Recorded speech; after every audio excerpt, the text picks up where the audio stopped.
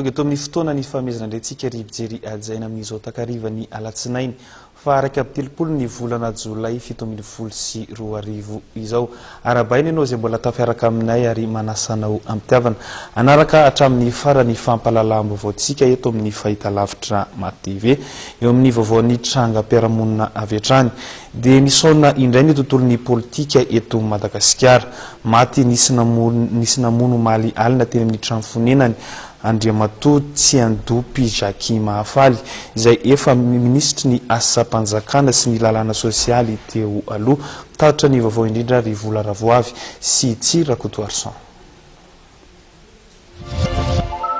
Maty novonin'olona tao amin'ny trano fonenany eny Mangarivotra Fiakaran'ny Vato i Tsiandopy Jackie Mahafaly, ministry ny asa-panjakana sy ny lalàna sosialy tamin'ny fitondrana Ravalomanana ary filohan'ny olon-lavitra ny inspecteur généraux d'État eto Madagasikara.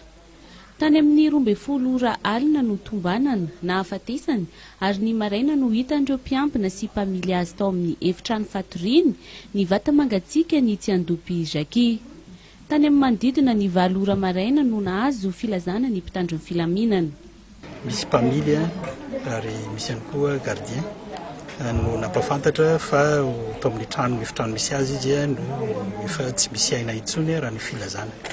Teo anatrehan'izay zany dia nandeha nanao ny fijerena taty toerana ny zandary izay mifehy itony faritra itony misahana ny faritra zany.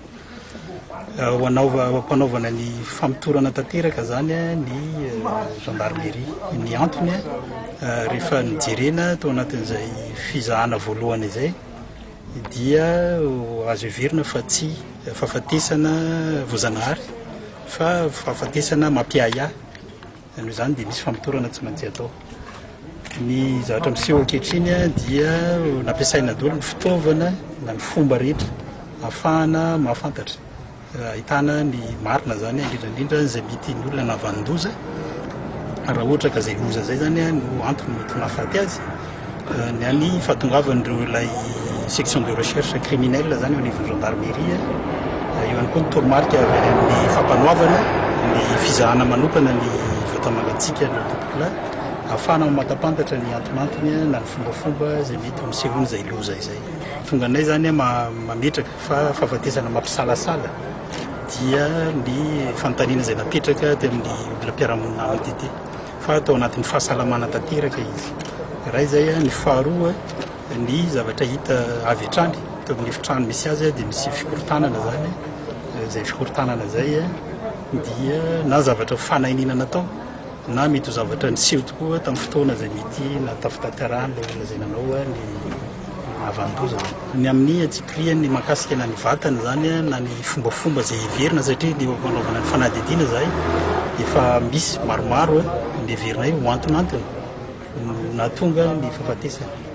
Nefa ireo rehetra ireo dia tsy maintsy amarinina hitadiavana porofo mba ahafahana milaza ny zavatra tena marina manolotra an'izany eo anatrehan'ny fitsarana. Naharitra adiny 5 ny fitiliana sy fanadihadiana ny efitrano nahitana ny vata mangatsiaka ny ministra teo aloha Tsiandopy Jackie ary ny manodidina ny toeram-ponenany no tanterahan'ny sampana miady amin'ny elokabevava eo anivon'ny zandarmaria pirenena.